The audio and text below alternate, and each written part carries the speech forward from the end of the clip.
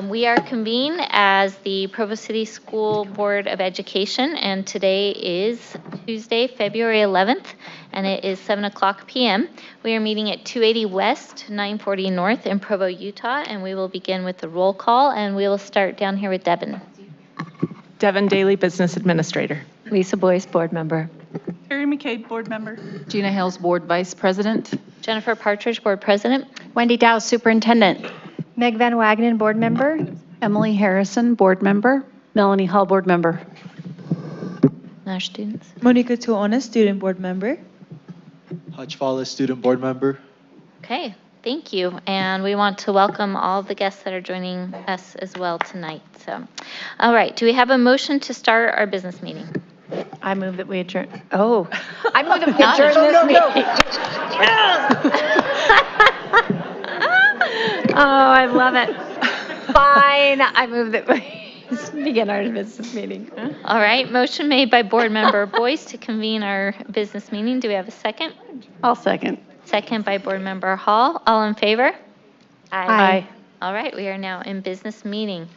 All right, tonight we are going to begin with opening remarks by Board Member Meg Van Wagenen.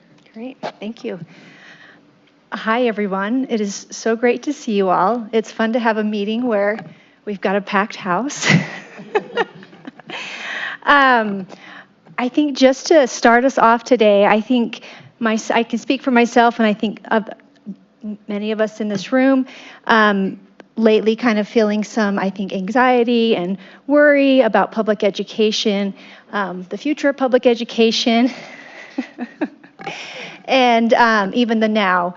And I am inspired to see so many of you here tonight. I'm inspired by the work that I see in our schools, and so many of you and us committed to public education.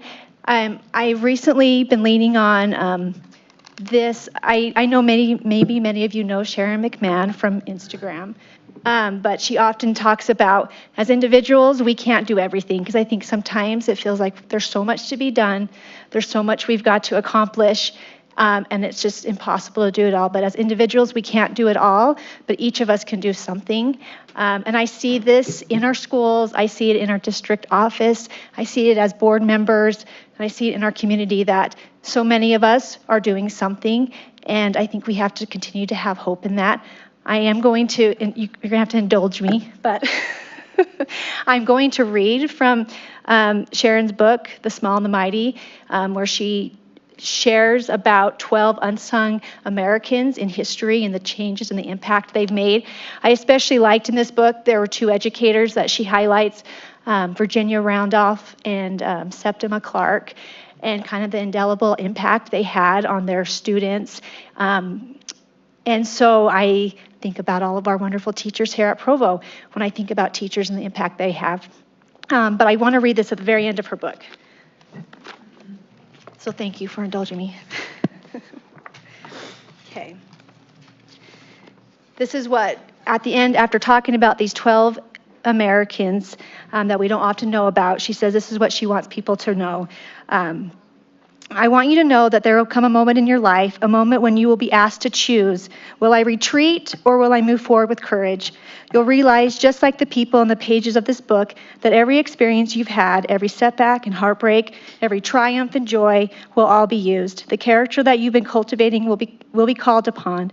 And when that moment comes, whatever it is, I hope you'll rise to it. I want you to know that for some of you, that moment is today.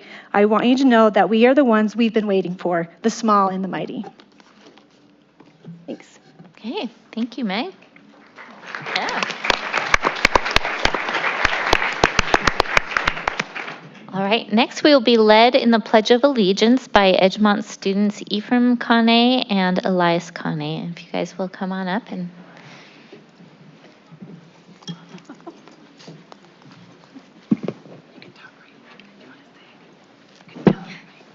They already said that.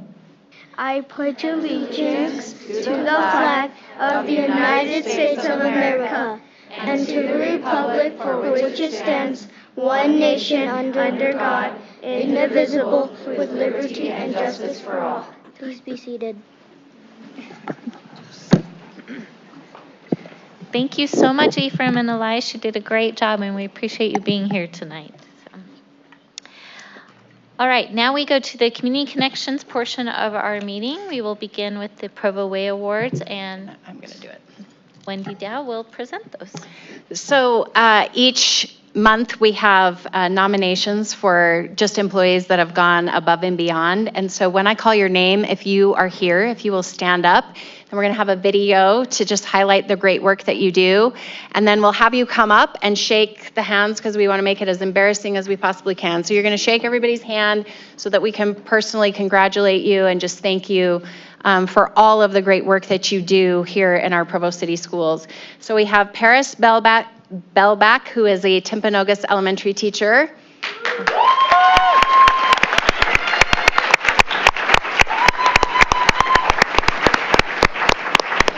And you can just sit on the front row so that you don't, and then we'll have Debbie Dewey, who is with our district office.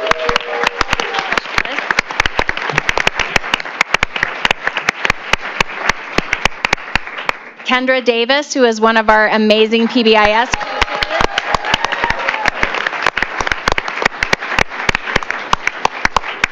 Debbie Moon, who is also one of our PBIS coaches.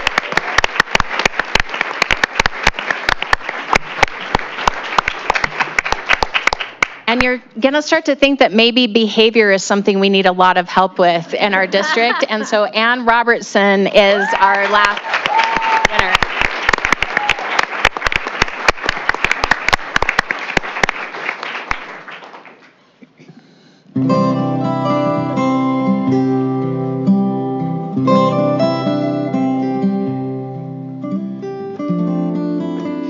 Kendra Davis is the leader of all of the PBIS coaches, and she's been fantastic. She's taken on the lead this year. Her schools love and adore her. She's at Franklin and Timpanogos, and they rave about her and how great she is, helping with all of the teachers in the classroom, the management there, but also just the individual students that she helps.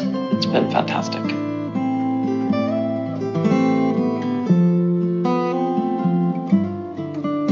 We have Debbie Moon, and Debbie Moon is just a ray of sunshine. She comes in and just is willing to take on anything that's needed, and she steps in a lot for different meetings and things that we have for kids, even if it's not the schools where she's assigned. She just wants to help kids in any way possible, so I love that about Debbie. And Robertson is new to the PBIS coaches this year, and she has just learned so quickly, and she's shadowed the other PBIS coaches and has learned and done professional development and just really taken on this new job by the horns and has done fantastic with helping at the schools where she's assigned. She's assigned 3 schools, and all the schools rave about all the PBIS coaches.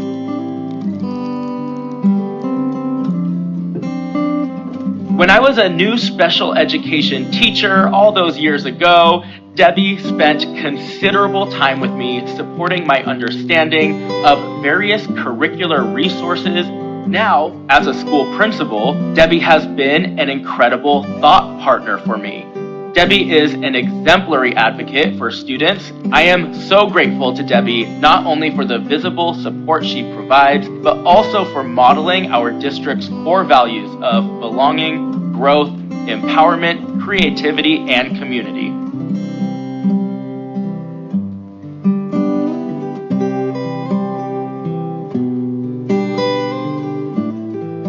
Paris is an excellent educator who constantly tries to improve her teaching. She is always willing to ask for help and collaboration. Paris always has a smile on her face, no matter what challenges she is facing. She leads our 6th grade team English teachers in figuring out the new language arts curriculum and puts in countless extra hours. Paris also creates a positive and safe environment for our students. She understands that many of them are learning English as another language, and she provides them with the tools to succeed while still holding them to a high standard. I have had the privilege to be her dual partner for 2 years. It has been one of the best experiences in education that I have ever had. Paris is the very definition of the Provo way.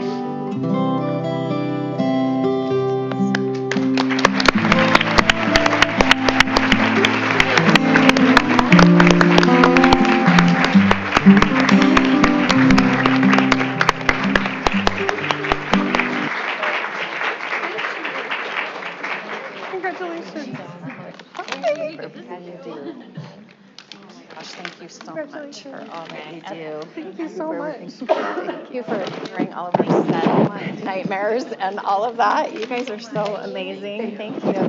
Thank you so much. Oh, thank you so much. Amazing. Oh my gosh. Congratulations. So, we're lucky to have you. Thank you. Thank you so much.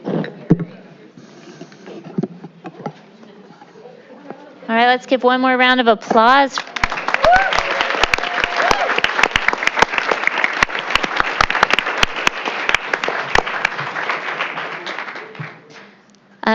Next, we're going to move to our school report, but before we do, I just want to announce if you are here to make public comment, we will be doing that after our school report, and so if you will fill out a form that you can find in the back, and then get it turned in to our assistant Bonnie over here, so that we're ready for that public input when it is time.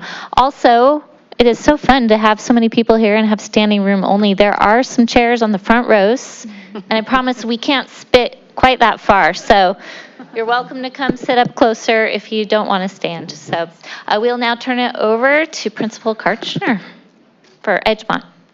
Thanks for having me. Appreciate that, and thanks for everyone for being here to support our teachers and everything that they do. So I know my time's limited, so I get moving. She's got a lot to do. So I'm here excited to talk about Edgemont Elementary and the great things that we have going on at our school. First of all, I'll just give you some background on our demographics. Right now, we currently have a little under 600 students enrolled in our school. You can see that our attendance over the past years has stayed pretty steady. And then as we look at our division, how that divides up into our grade levels, we have a little bit of a bubble in 5th, 6th, and in 3rd, but you'll see it, it changes each year. We stay pretty constant. Our ethnicity demographics stay pretty constant through the years. Same with our economically disadvantaged. It went up a little bit, but still, it stays pretty steady.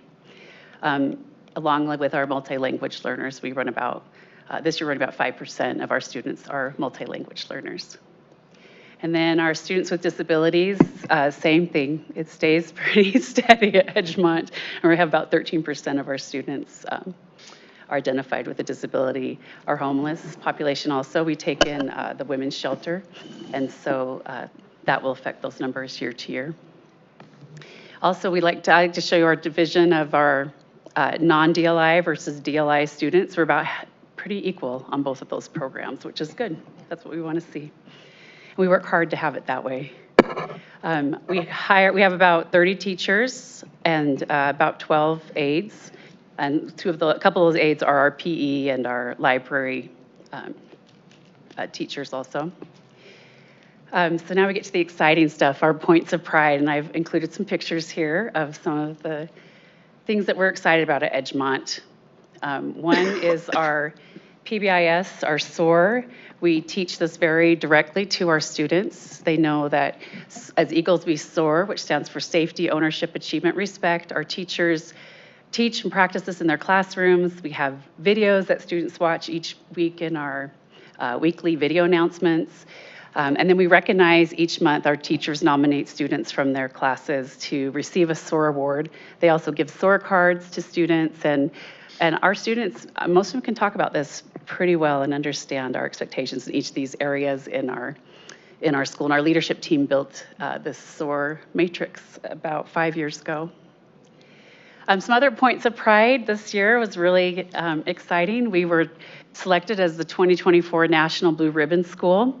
And as you probably saw on social media and our website, we got to go to Washington, D.C. and receive that award from the Department of Education. We also found out that we've continued to be a U.S. News and World Report Best School since 2022, and we just were also selected again this year for 2025. We also, our leadership team and all of our teachers in our school worked really hard last year for us to get our STEM designation, and they collect artifacts for that. It's quite a process, the matrix that they have to become a STEM designated school with the state of Utah, and we received the highest designation, which was platinum, which was really neat. We continue to work on our 5-year plan that we created with our teams to implement STEM in our school. Our French program was also just recognized when we were in Washington, D.C. for our Blue Ribbon. We went to the French embassy and talked with the representatives there. And our French DLI program was recognized as a La Belle school, which means that the embassy recognizes as one of the top French immersion schools in the nation. And so we're excited about that. Some other points of pride are our strong professional learning communities and collaboration in our teams. We're also a Beverly Taylor Sorensen school, and we do visual arts with that. We integrate our STEM or STEAM, whichever one you want to call it, throughout all the subjects. We have strong PTA and parent involvement. We're really proud of our dual immersion French program. And we have a state-of-the-art space lab and STEM lab. Some of the practices in place that help us achieve academic excellence is we live by our mission and vision at Edgemont Elementary School, and we make sure all of our decisions are made through the lens of, will this contribute to student learning and growth, and does this match our mission and vision? Part of it is our PLCs and our collaboration between team members. Again, our French program, again, our PBAS system. We have our student success team that meets each week, and we discuss students that have needs academically, socially, behaviorally, and we problem solve on how to help them. We just finished this week, we finished data dives with our teams using our middle of the year data. And we had some really neat insights, and our teams worked so closely together to identify areas that kids were making growth in and areas that we might need a little more support for those students. It was just such a positive experience. And so we have some pretty strong tier 2 and 3 systems of support, strong tier 1 instruction, and strong parent involvement. Some challenges that create opportunities for us at Edgemont. One is, of course, always as a DLI school, having 2 schools within a school. And so we work hard at Edgemont to promote both DLI and STEAM and to unify the programs. And some examples are, we'll have cultural celebrations. Our French DLI team is planning a carnival celebration coming up. We do our SOAR assemblies with the whole school. All our teachers participate in our STEM designation. We do STEM and arts integration through all subject areas that all students participate in. Our tier 2, our PLCs, all teachers participate, and we really have a motto at Edgemont of all the students are our students. And Wendy hears me say this all the time, and our teachers really believe it, and that was really obvious this last week and a half as we were working in data meetings, and no one wanted to just be an island. They were all talking about as a team working together to help the whole grade level of students. So. Another one is being more creative with our budgets as a non-Title I school so that we have the support we need for our teachers and our students in learning. And a way that we do that is we consider all of our budgets, and we really use that trust lands and TSSA to provide our tier 2 aides, to provide teachers materials for our programs so that we can support them. And you can see through the examples some of the ways that we use that money. Another one is at Edgemont. It's, like a lot of schools on the east side, is we also need to provide not just for our highly impacted students, but also provide for extensions for our students who come in and have already mastered some of the standards. And to keep them growing, that's been one of our big focuses, is to make sure that our kids who are on level are also growing. Because we know research shows us that if we don't intentionally do that, that they also will regress. And so we provide, with parent volunteers and with our staff and help, we've been able to provide opportunities for extensions, and some of those are like Math Olympiad. We started a student council this year, which has been a fun thing to do with our students and helping them develop some leadership skills. Our STEM fair, we have 3D printers, we have our space lab, and there's probably a lot more that I didn't even list there. So we've tried to be pretty intentional about that.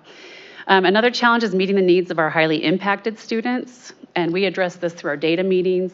And we really looked at our data closely from last year and noticed our ML students, our multilingual students, and our SPED students weren't making as big of progress as other students. And so we really wanted to focus on that this year, and our teams look closely at those students along with their other students to make sure that everyone's making progress. And some of the ways that we have intentionally provided supports for those is through our tier 2. We have programs. We work with our instructional coach and our assistant principal with those also.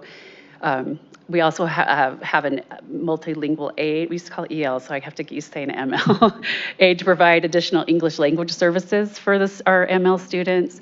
We do ML training for staff each month. We also have a social worker, which you know, and a family advocate. We use them and their expertise to help with non-academic needs. And then we meet weekly with our special ed team to discuss our SPED students' progress and needs. Because like we say, we don't want to leave any child behind. And our goal is to get them where they need to be successful in life. Another challenge is continuing to have student academic growth along with our high achievement. And so in looking at our data, we do see that we have high academic achievement. We have some growth, but our goal is to see more consistent student growth across grade levels. And so we have reflected this also in our school improvement plan goals. We noticed that our ELA scores have decreased a little slightly each year. And so this year we're really focusing on that ELA section to continue to have those grow. Our NWA that we did this year for math, it shows high achievement, but low growth for some of our highest students. So they're on grade level, but we want to make sure that they're also getting an opportunity to grow. And then just being super intentional with our tier 1 and tier 2 places. So it also, just so I leave you not thinking that we're not growing at all, I just wanted to show that last year we did show commendable growth for all of our students, especially the growth of our lowest 25%, which I feel really proud of our school for doing that and our teachers for how they really focus on every student in our school. So some of our achievement data, am I okay on time? I'm good, I'll get through here. Okay, this is this is last year, this is 2021, 2022, and then this year, beginning and middle of the year, reading Acadience. These are the students that are at or above grade level. And I'm sorry there's not a number on that last star. It's actually 78% of our students at middle of the year are on grade level. So we are proud of that. And we feel like that's a good trajectory for the end of the year for meeting one of our goals, which was to increase our ELA scores by 5% by the end of the year. Our Acadience math scores, Acadience math is delivered K through 3. We had a little bit of a drop at the middle of the year, which we see this a lot. Oftentimes the target moves, but we will see this recover by the end of the year. So it's good data for us. It's a point in time, and we'll continue to use it to make adjustments to our teaching as needed. Our NWEA scores for math, this is really exciting. I saw that our achievement was in the 60th or higher percentile, and I know Nate had just talked to us at our principal meeting this last week and was saying that if our students he's seen a correlation that in the NWEA, if students are in the 60th percentile or higher, that they are more likely to achieve a 3 or higher on the rise at the end of the year. So this as an indicator, this looks really good. We're really proud of this and we just will continue to support the students. This is our rise data over the last 3 years. It's pretty consistent, and we see growth. Like I said, you can see the ELA scores. We just went down a little bit down last year, but we're looking good on our trajectory to get those back up again. Our math looks great. It's along with our science. We just continue to maintain those areas. And our school improvement plan, these are our goals that we have for this school year. We talked about the language arts one. We want to increase our scores in ELA by at least 5%, our math by at least 3%, and we do that through our tier 1 and tier 2 supports. Our third goal is to continue to implement our 5-year STEM plan.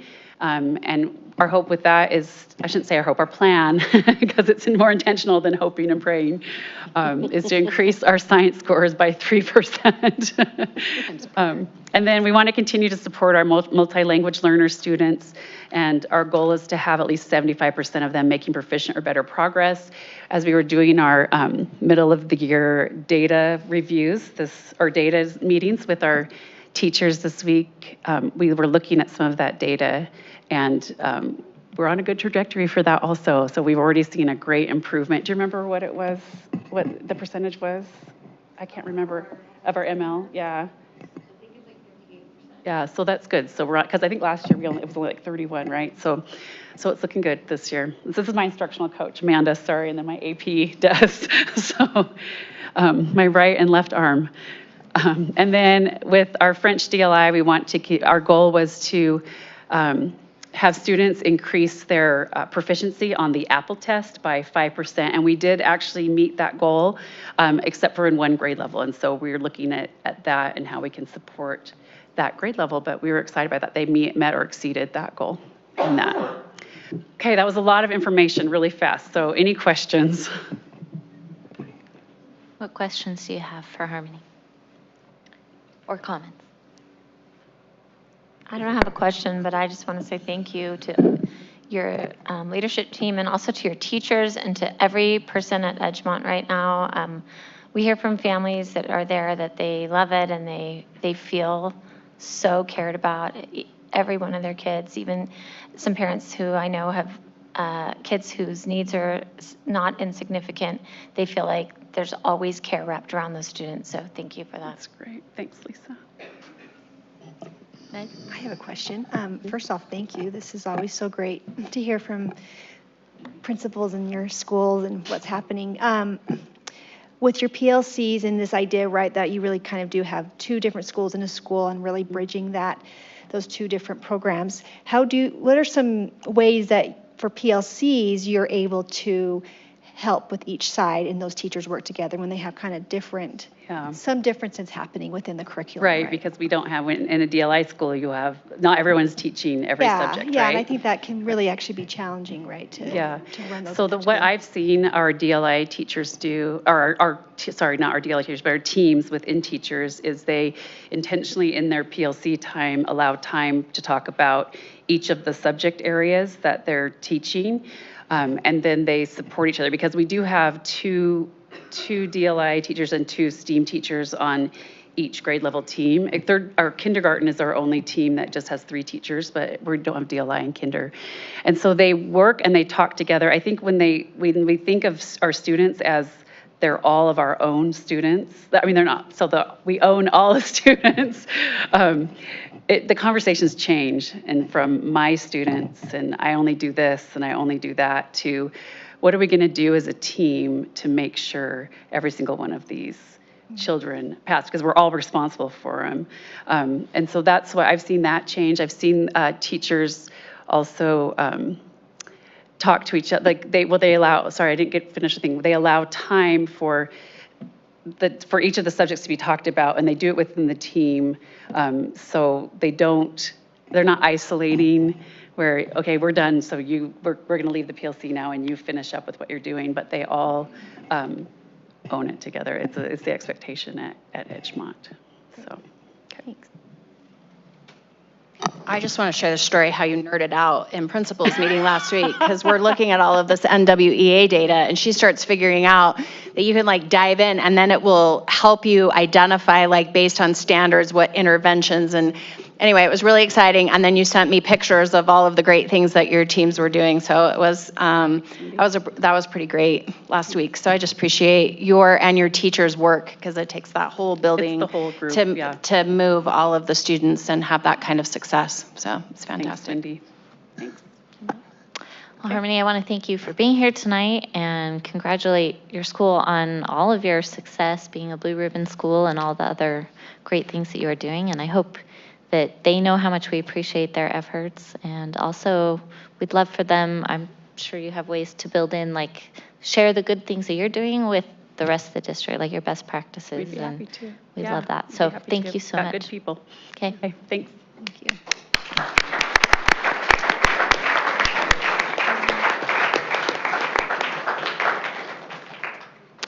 All right. Bonnie, have we received any public input? Okay. So now's our public input time, and so I will call up your name, and you'll just come up and you'll state your name and what boundary school you live in, or if you don't live in Provo, you could say if you work here.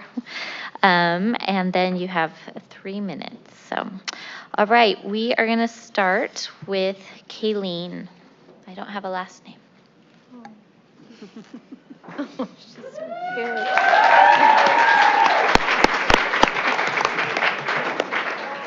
I am Kayleen Dewey. I teach 3rd grade at Amelia Earhart Elementary. Did you know that this year our social studies strand 1 changed to be We the People? We get to teach our 3rd graders what it means to be in a government by the people and for the people. We're having a great time figuring this out, and the election was fun. And I was careful. But now I have an excellent example of the way that our elected officials should be behaving. They listen to their constituents, they speak up for their constituents, and we want to say thank you. So the 3rd graders of Amelia Earhart Elementary want to say thank you for listening to the people who elect you. They want to say thank you for making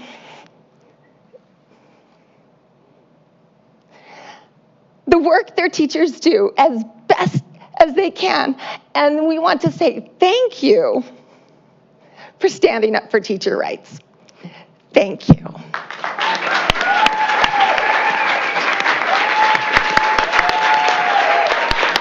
Thank you. All right. All right, next we have Shantae Harrell, and I'm sorry.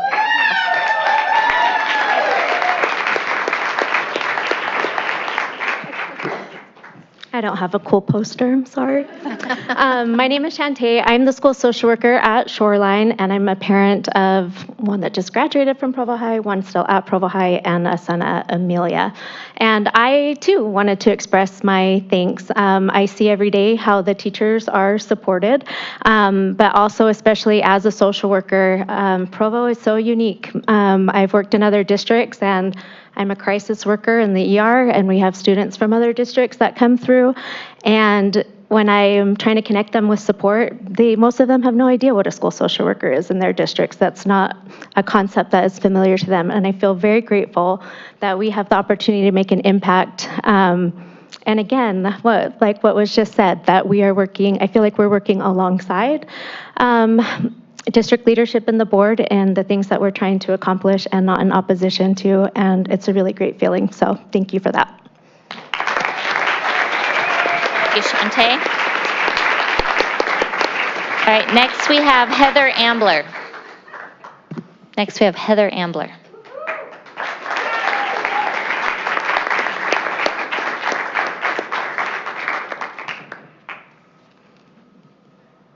Hi, my name is Heather Ambler, and I am also here to say thank you.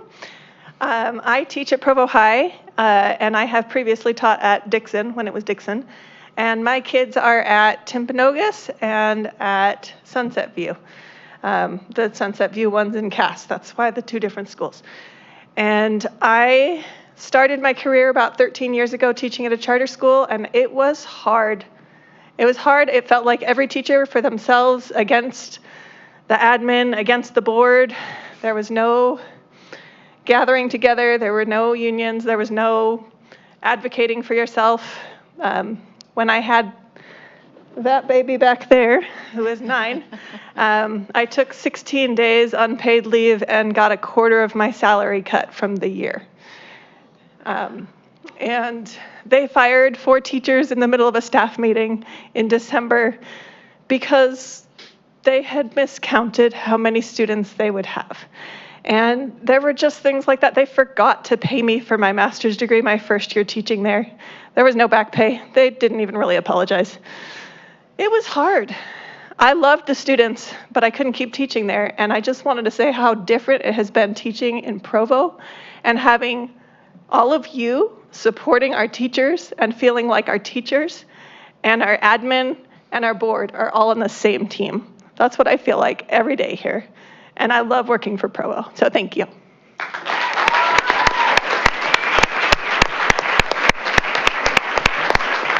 Thank you, Heather. Thank you, Heather. Next, we have Katie Muavesi.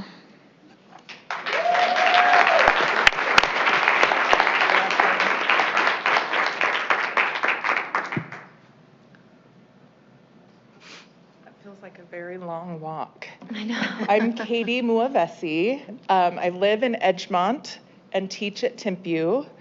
And so it was really fun hearing about all the great things that happen at Edgemont. My youngest is now at Timpview with me, so we have no one at Edgemont anymore, but we still have very fond feelings. I also wanted to take a second to stand and say thank you.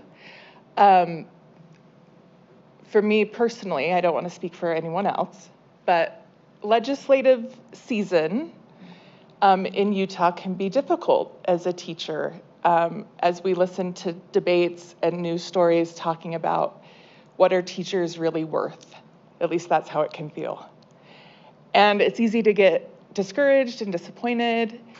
And I think that's kind of my normal January, February anyway. Probably it also is seasonal affective disorder, but you know, it fits right in.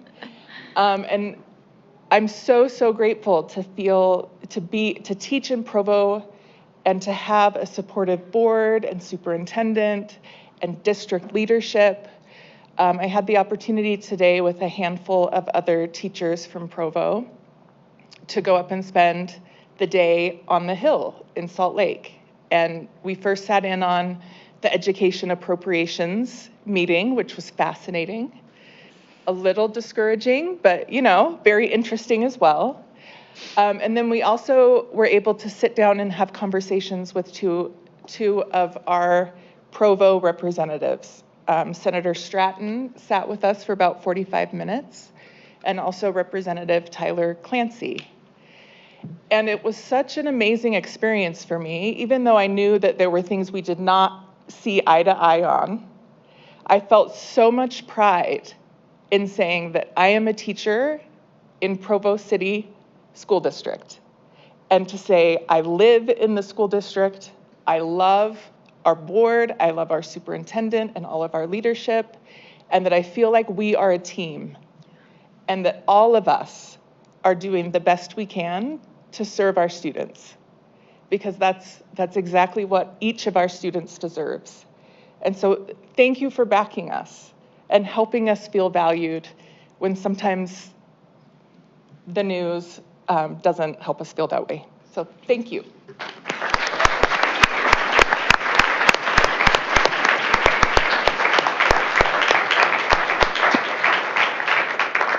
Thank you, Katie. And the last one I've received is Christy Giblin.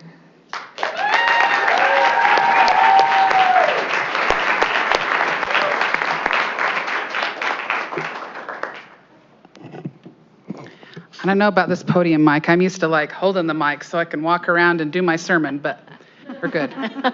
My name's Christy Giblin, and I'm actually a Taylorsville resident, but I proudly commute here every day. I take the 516 train to come to Provo every day because I'm a proud Provo educator, and I have been for 18 years. And I'm also proud to be the president of the Provo Education Association.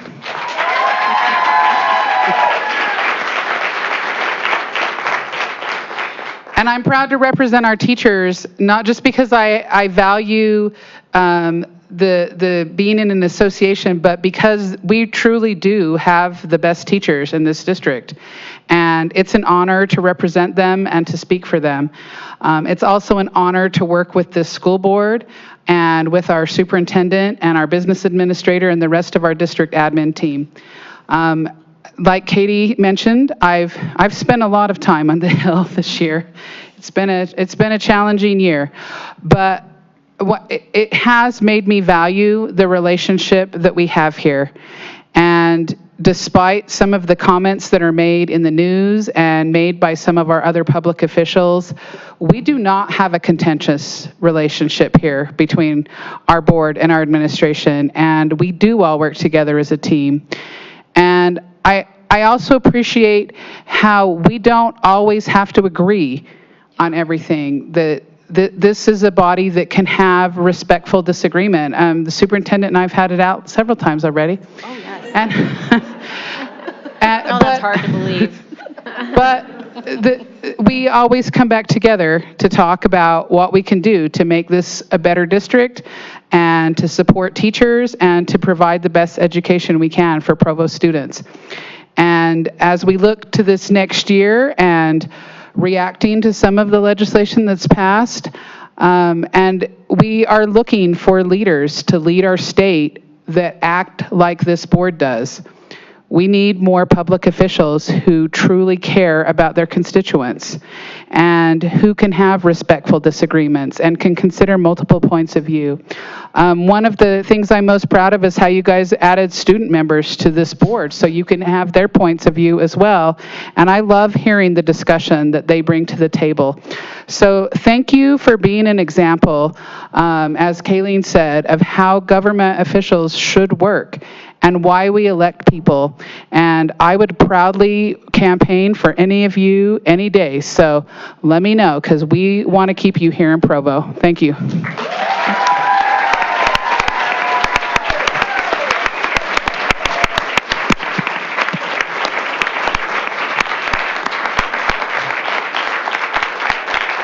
Thank you.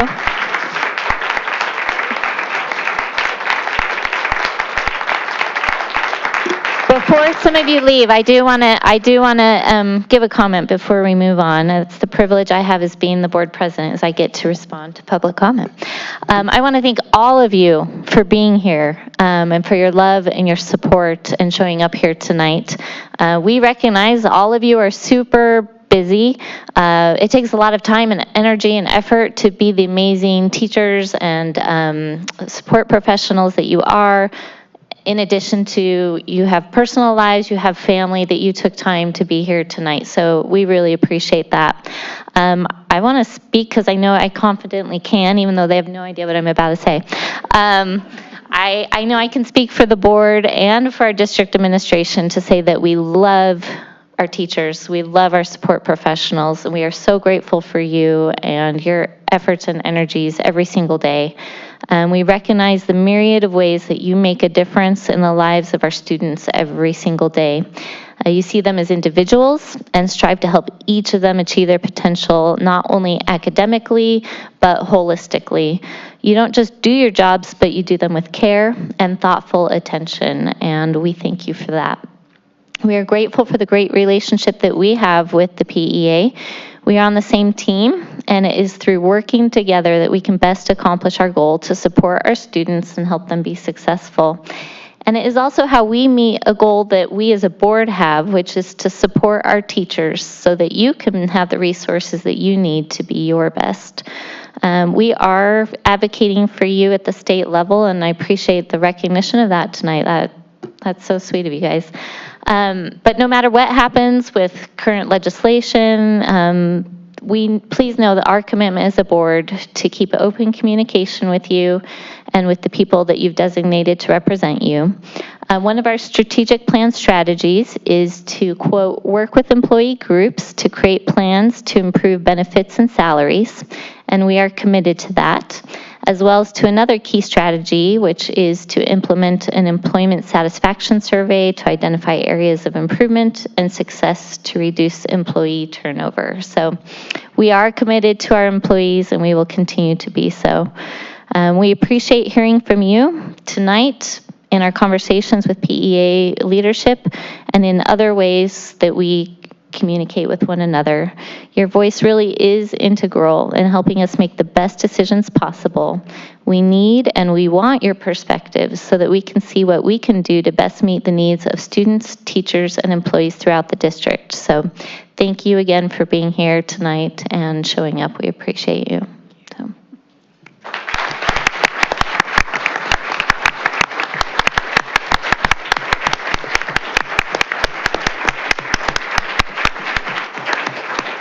And with that, we will move to the business items on our agenda tonight and begin with the 2025-26 school calendar. We'll have Wendy give a brief overview of that.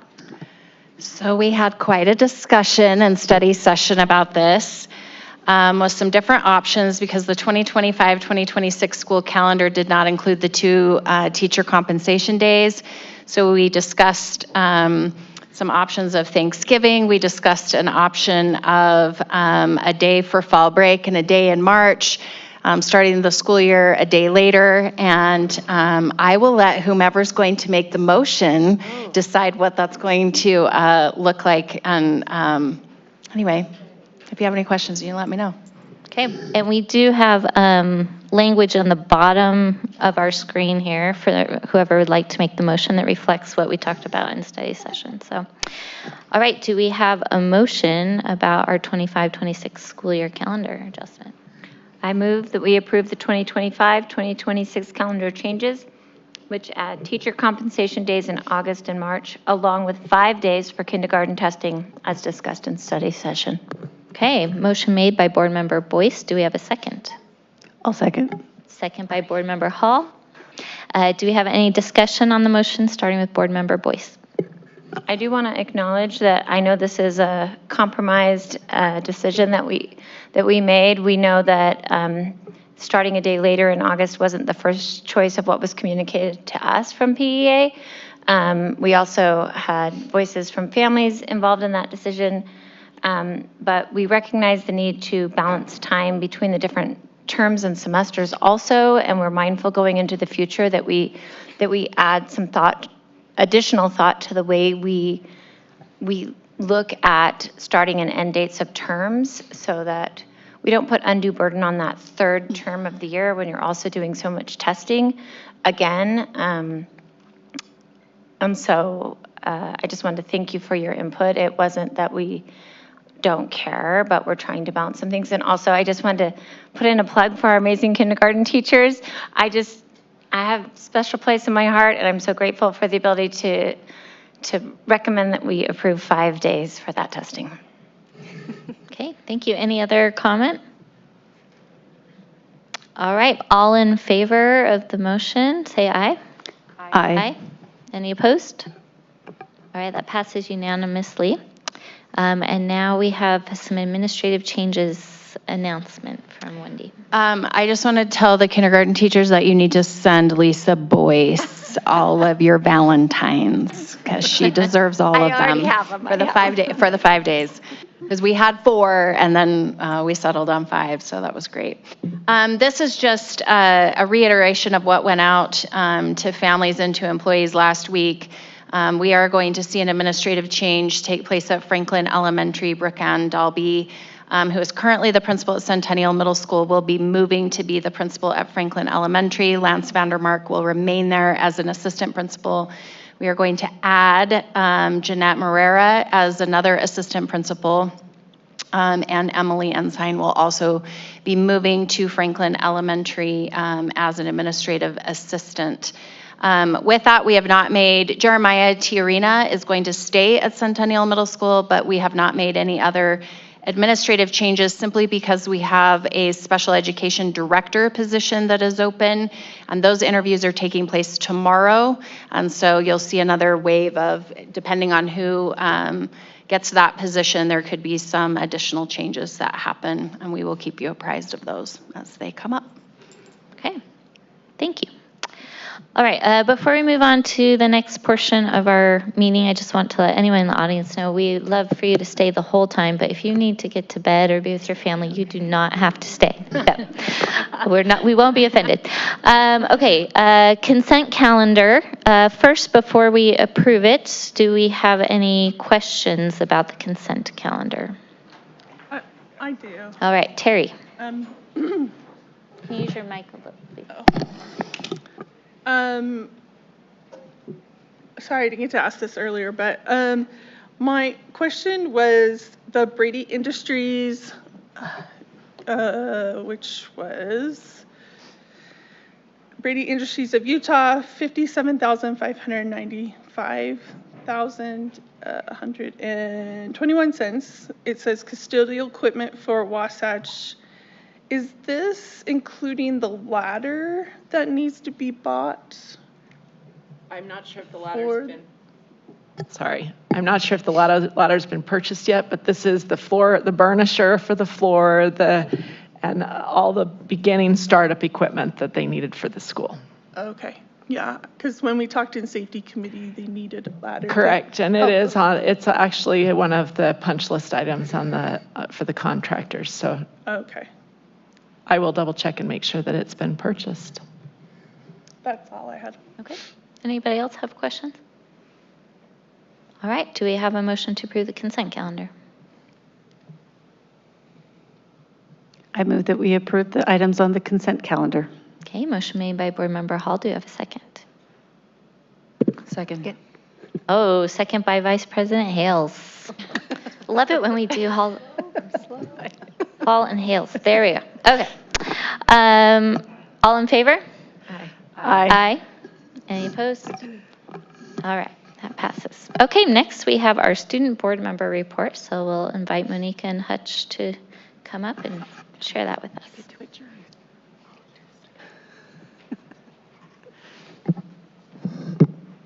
Hello. Hi.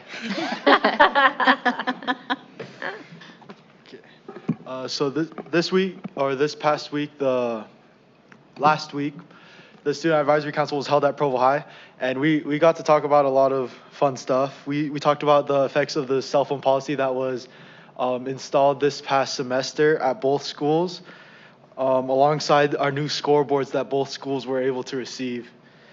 And then I think my highlight for the meeting was those who have attended our student advisory councils know that the Provo side of the advisory council is a bit more on the quiet side.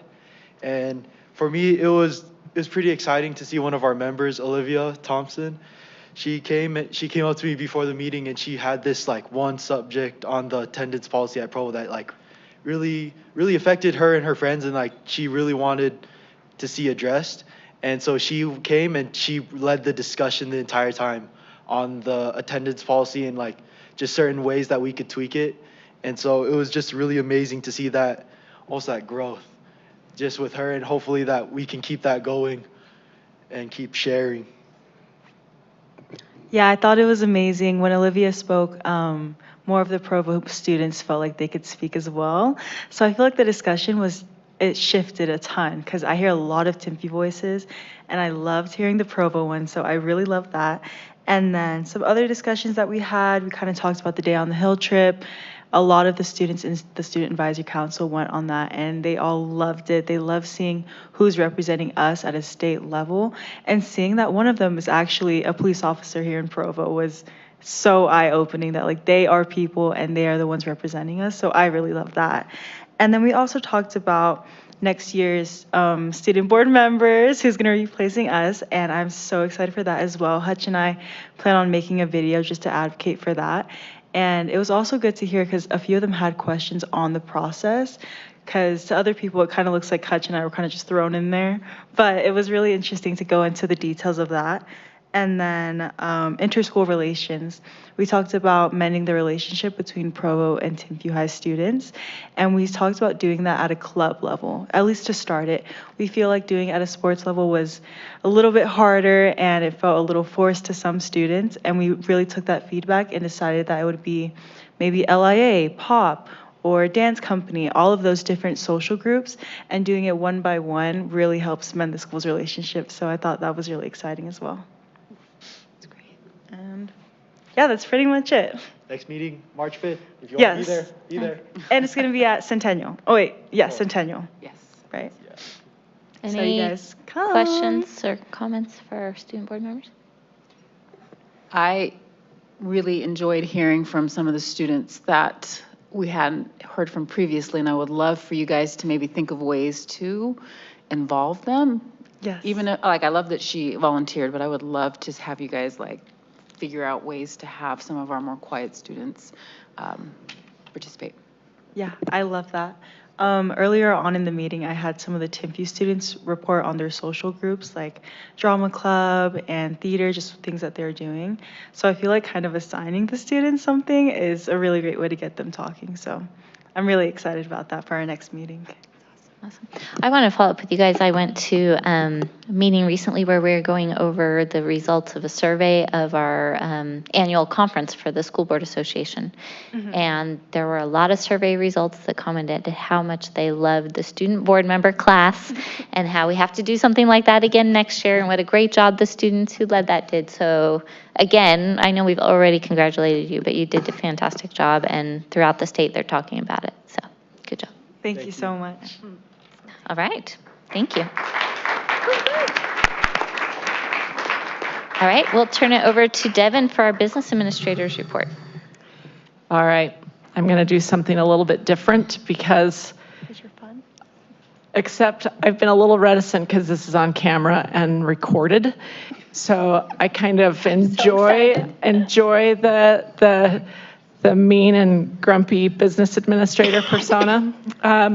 But I just, with all the teachers here, I do want to also express my personal appreciation for your work. I know how much work it is to be a teacher. I'm not a teacher, but most of my family is.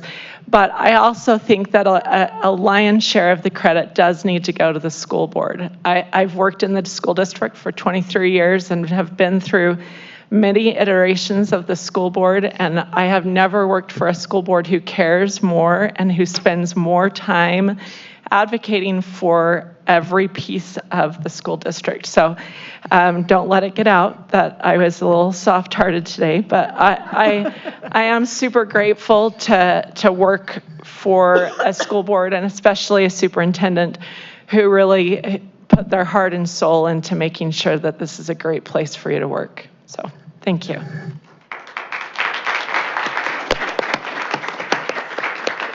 You might have brought a tear to my eye, Devin. Thank you. And you are fun, Devin. I was just going to say that. That was fun. That was fun. That was great. All right. Well, now it's time for our board member roundtable. So board members can use this time to report on like committee assignments or what you've learned at recent trainings that we've been to and things like that. Let's start with Melanie. Okay. I'm first just going to say thank you for coming. I've been on the board now. This is starting my 8th year, and I don't hear a lot of thank you. So that was very refreshing, and I just want to say thank you back because it helps validate the jobs that we're doing up here. So thank you so much. I want to give a shout out to Rock Canyon. I went and saw their Aladdin Jr., and it was amazing. So Megan Christensen did a fantastic job, and I know that I look forward to next year's. I saw last year they did The Lion King, and so it's just super fun to see the arts in our school and how those kids just flourished. I'm part of the policy committee now, so that's been fun to get to learn more about the process of policy, but it's been good to see that through different lenses because that really didn't happen when I first came onto the board and now where we're at. So this is all good changes. I'm also on the Timpview Construction Committee, and I'm excited for Phase 2 when that comes up. Look forward to those lease revenue bond meetings that will be happening Thursday and next week. And it was fun to go be part of the Day of the Hill with 3 of my compadres up here and just be an advocate for public education. We need more of these voices, and some days I feel like I'm talking to a brick wall, but it's fun. I'm also part of the MTech board, and I'm also trying to advocate for them as well, and I'm glad that we're a partner with them, and that's really what I have to say. Emily. All right, I'm brand new on the board. I'm in month 2, so I'm learning a lot. And one of the committees I'm on is legislative committee, and you all have been, it's a lot. But I'm learning a lot and learning how much behind the scenes goes on. And I hope that I can be a good advocate going forward too. But I've already been emailing legislators and trying to do my due diligence and talking about it on social media. So anyway, it's been a good trial by fire right as I jumped in. So that's all.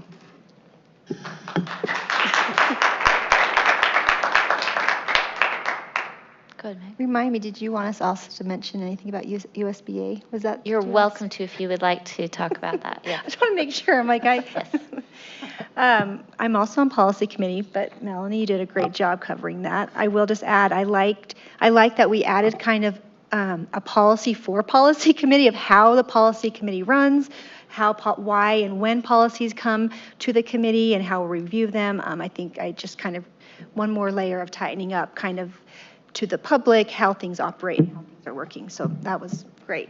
So I did just want to add, so we did just, in January, we attended our Utah School Board Association conference.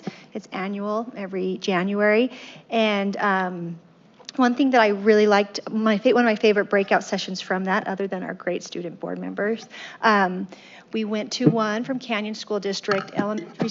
It was a breakout session about an elementary school that was in CSI, Comprehensive School Improvement, and they went over the way in which they intentionally dedicated resources to this school in order to get it to turn around and get out of the CSI status.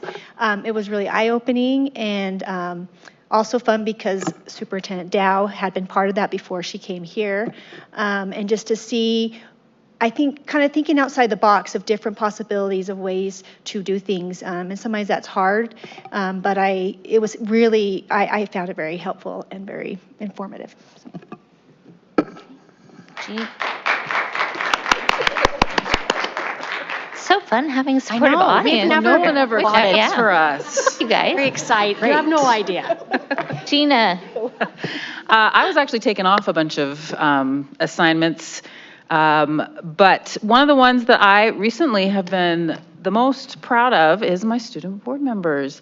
They presented in January, and so many positive comments. People who couldn't be in the session have asked for another session, and I was asked, or Terry and I were asked to write an article, which we did, for the USBA newsletter that goes out, I think maybe next month, because there was such a positive response. And so some of the questions we get are, why in the world would you want students on the board? Are they even capable of comprehending some of these issues are so complex, like the financial stuff. It's a good thing I sit next to Millie. I'm like, what did they just say? I don't understand it, right? But these students understand very well, and we should be listening to their voice. So I'm really glad that we have them. The other one I was going to say was the same one that Meg just talked about comprehensive school improvement. Was very impressed with it, and I was also really impressed that it was our superintendent who wrote the whole thing. Like, she wrote the PowerPoint, and we've I believe we are using a lot of what they did in that district for our district now, and I'm really proud of that. So that's all I have. I never get applause, so thank you. And Gina's being a little modest. She did fall off of some committee assignments, but she also got some responsibilities being vice president, has been super busy still, so don't be shy about that. Okay, Terry. I'm on legislative committee again, and we've added Christy and Katie from PEA onto that, and thank you to all the legislators who met with us on the School Board Member Day of the Hill. And I wanted to make sure everybody knew that SB 37, minimum basic tax rate amendments, and SB 102, public education funding modifications, because they both will make changes to the WPU that will not be helpful for students. Please contact our Provo legislators and ask them to vote no on these bills. I'm also on the safety committee, and at the last school safety task force meeting, they identified schools from the needs assessment that was completed in December. 18 of the 31 schools in the 9 standards, which is the top 3% of the state, are from Provo, which means all 18 schools are considered the safest in the state.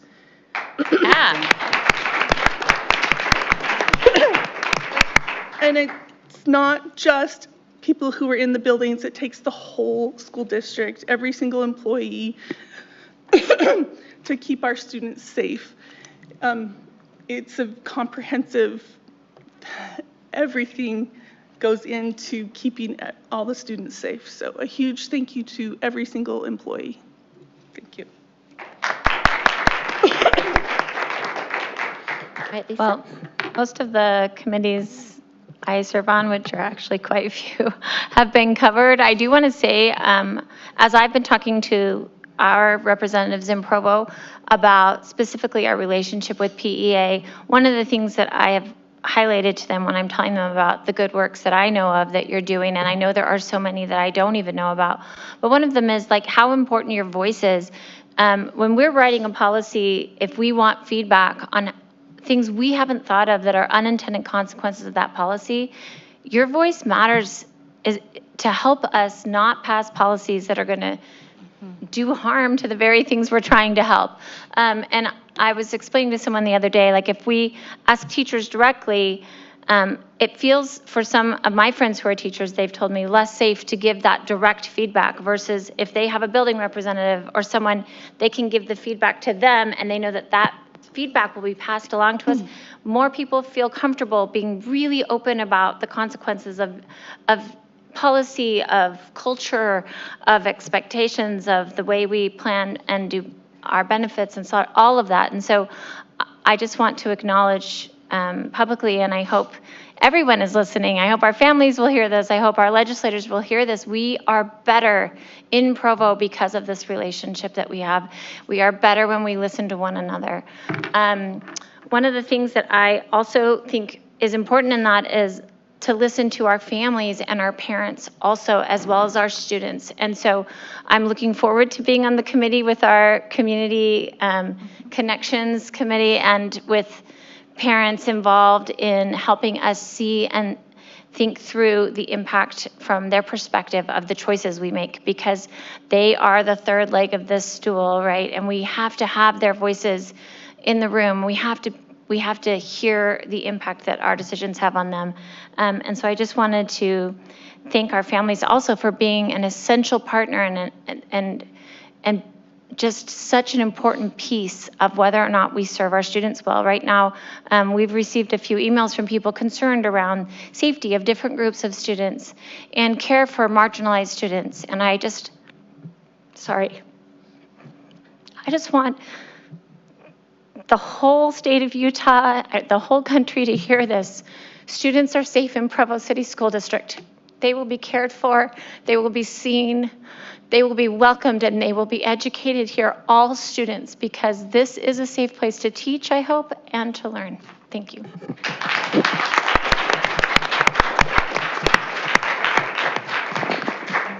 hard to follow all of those wonderful comments. Thank you. My updates with our Positive School Culture Committee. We spent a lot of time at our last meeting talking about the kindness retreat we usually do every year. And we asked our social workers who run our kindness clubs what they would like to see, what time of year, what's best for them. Again, getting their input on what's most effective has been very helpful. And with that, we are going to move forward with doing a secondary retreat and then also an elementary retreat right around fall break of next year. So it's near the beginning of the year to kick things off, to give them training, but it also gives them enough time to establish their clubs, get them going before those retreats happen. So, and then we are looking forward to the SET survey data on how our PBIS systems are currently in our schools, which will be a baseline measure, and then every school can set goals on how they're going to improve, and that is part of our strategic plan, one of our measures for that. And then my life has become the legislative session, as it has for many of you, advocating and doing what I can on that. And I just want to let, we're doing what we can. I know a lot of our teachers are, but any of our parents, community members who are watching, your voice is super important. Our legislators really care even more what you guys have to say. And so if you're happy with certain bills, please let them know. If you are concerned about funding, right now they are telling us there's no extra money for education this year, or basically in the state budget at all. It's a tighter year. Let them know what your priorities are for that. They are suggesting an income tax break for everybody. I was at a community meeting where everybody in the room, it was like a dozen people, everyone in that room said that they would rather the state keep the money and serve those who have the most needs, whether it's some of our social programs, whether it's our schools, not to give it a smaller amount to every household in the state. And so I think the legislator I was with was a little surprised to hear that. So the more that we can share our voice, whatever that might be, I think the more effective that can be to help our legislators. And there's a lot to follow, not just in education, but that can affect all of us with our taxes and our voting and all of those kinds of things. So I am concerned about the Utah Fits All program. Today, the Public Ed Appropriations Committee recommended that $40 million additional dollars will go to that program ongoing. However, it is in a category of, we know there's no extra money, but if you find extra money, here are our recommendations. So it was $40 million for that. And also a 1% increase on the WPU, or the weighted pupil unit, which is about $43 million, is also in that category. Imagine what our schools could do with $43 million. How many more educators we could hire, aides for our classrooms, meeting the needs of the diverse populations we're trying to serve and love every day. And if they could find the $83 million, imagine if it all came here to the 675,000 students in the state, not just the limited number for that Utah Fits All program that is not yet vetted fully, like we have a lot of the programs we're doing here in our schools. So just things to consider and to keep communicating with our legislators about. We are halfway through the session, so we've got another three and a half weeks. So we've got this. All right, we're going to turn over to Superintendent Wendy Dow for her report. You'll see on the, oh yeah, got a pop. Everybody got them. You'll see on my report that we have approved student travel. Most of that is in-state for our CTSOs for different competitions, and we do have softball that's going to Moab. Centennial Science Bowl did qualify for the national competition, so they are approved to go. That expense is completely paid for because they qualified for that. So that just went through superintendent approval. I just want to thank all of our teachers and our educators for being here this evening. I don't even know exactly what to say except that being an educator is really honorable work. And no one can ever take that away from you, no matter what they say about what teachers do or what the public school system is, or what their ideas about it are. All you have to do is walk through a school and talk to a kindergartner, or talk to a 10th grader, or talk to one of the kids that I saw performing last night at the Night of Dance at Provo High.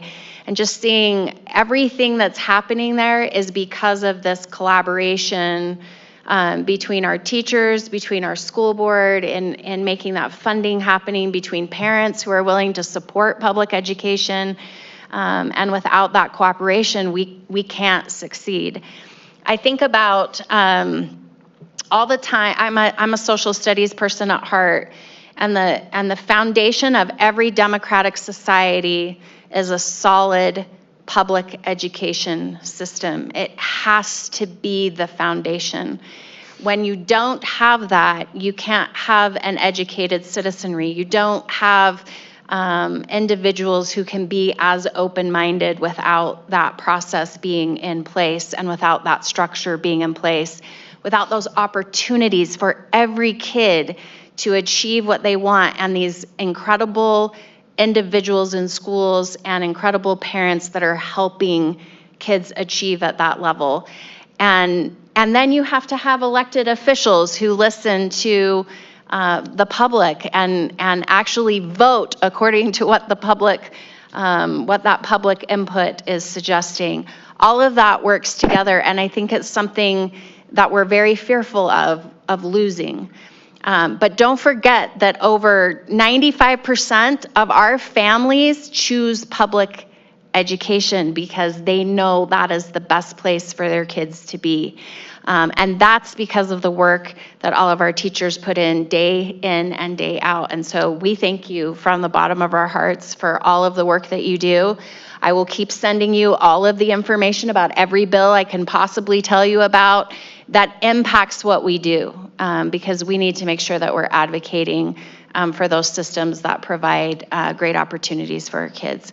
Thank you for being here. We've never had this much applause. It's so exciting. I don't even know what we're going to do next time. We're going to have no clapping. So it is really honorable work. It is an honor to be in Provo because of that collaboration. So. Thank you. All right, with that, we've come to the end of our agenda. Do I have a motion to adjourn? I move that we adjourn. Motion made by Board Member Van Wagenen, and we are adjourned. Thank you all for being here. And thank you. Is this Amelia? Yeah. Yes. Thank you. Thank you.